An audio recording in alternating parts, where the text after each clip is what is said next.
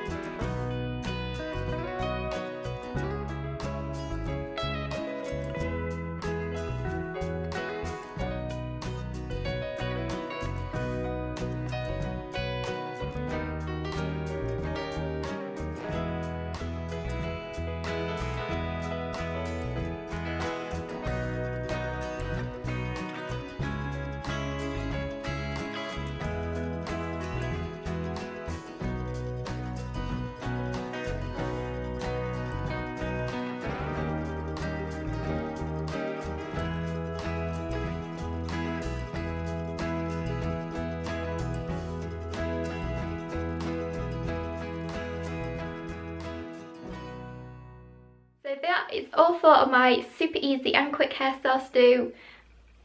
I think this one with the plait is my favourite, along with the half back with the bow, which is one that I do all the time. It's actually like my most used hairstyle, if that's even the right thing. I'm sure you know what I mean. And if you'd like to see more hair videos, then please leave it in the comments below that you would. And also, if you have any suggestions of what you would like me to try and do, then I'd love to know. So if you like this video, please give it a big thumbs up and subscribe, and I'll see you soon with another. Bye!